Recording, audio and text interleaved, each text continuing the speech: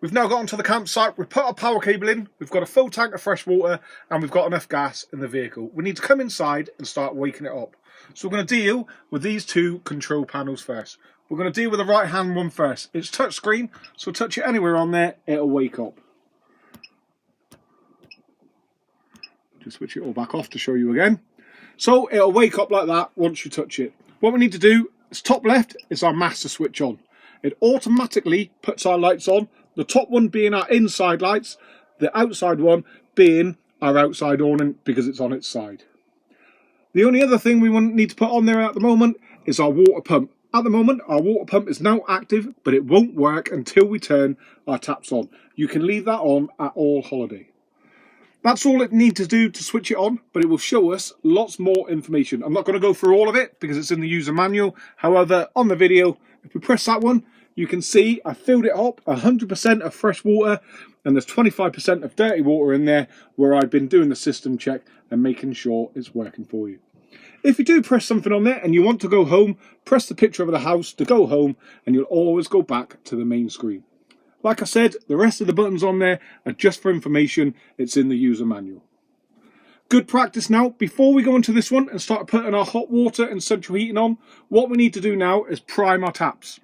So we've got our master switch on, we've got our pump on, we go to any tap within the motorhome, and we put our hot water tap on.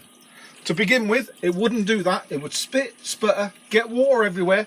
When it comes through normally like that, we know we've now got cold water in our hot water container.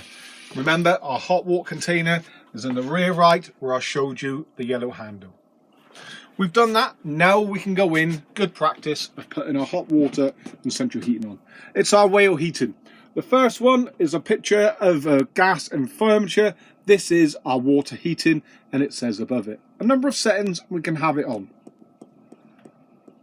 Picture of a snowflake there, that is a frost-free setting. Taking the edges off the pipes so the pipes never freeze. Press it again, one squiggly line, 1 kilowatt of electric. 2 squiggly lines, up to 2 kilowatts of electric. A gas symbol, working on just gas in the middle of a field, wild camping. Press it again, 1 kilowatt of electric and a bit of gas if need be. And again, 2 kilowatts of electric and a bit of gas if need be.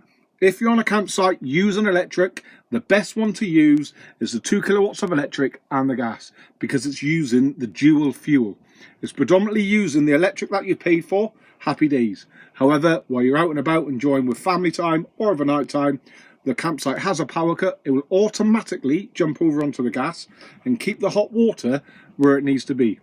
As and when the electric comes back on, it stops using the gas and straight back to electricity. So you've always got your hot water. Underneath it, it says your heating, near enough the same principles. However, 1 kilowatt of electric, 2 kilowatts of electric. Because it's heating, we can go up to 3 kilowatts of electric.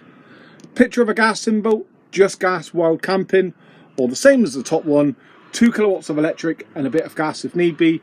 Exactly the same, use that one on the dual mode. However, because it's central heating, we want to control the temperature.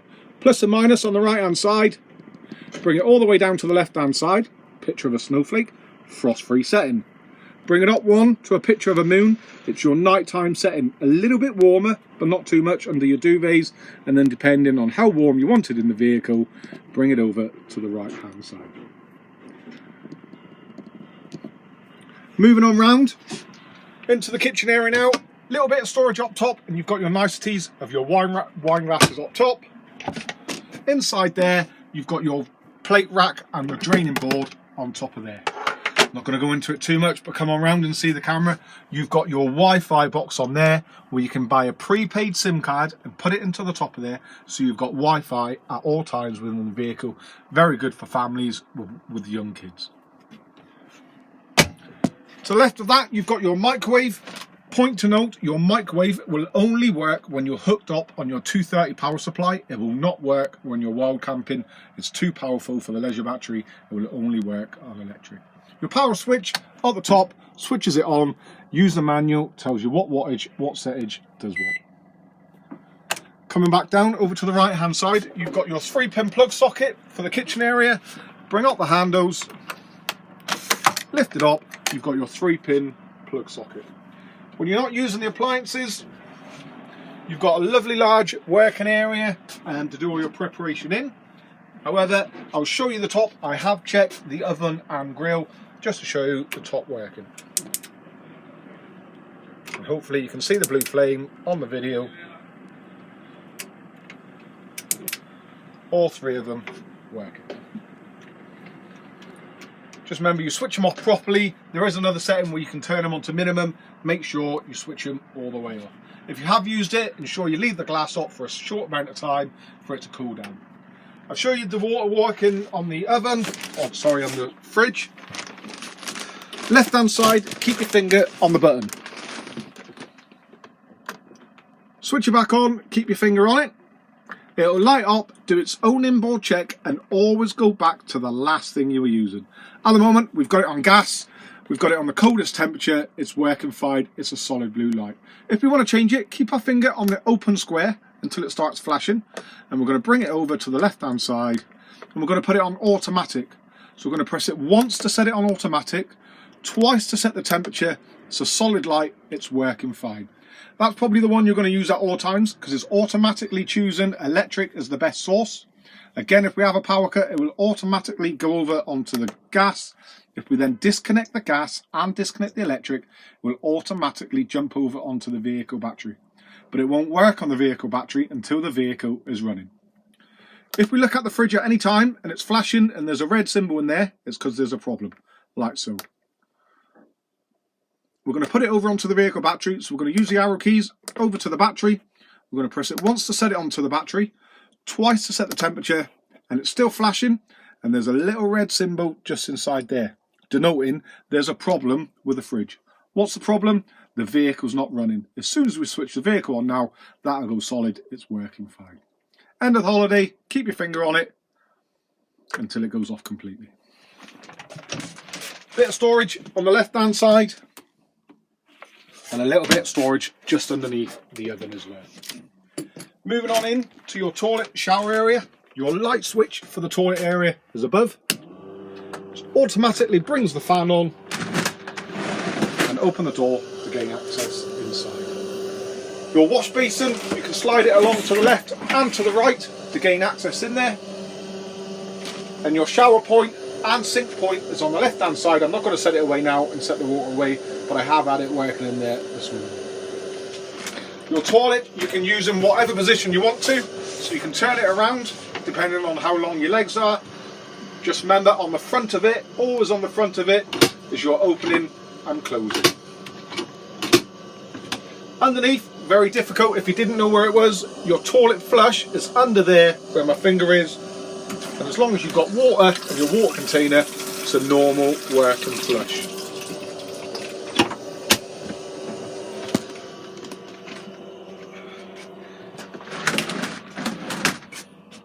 Coming on back down into your seating area, you've got your seating area and you've got your 2-person travelling seats that you can bring your seat belts around if you're wanting to travel with the customers. If not, store it away and it looks very, very nice and neat. On the right hand side, you've got a 3-pin plug and a USB adapter for electricity in the front.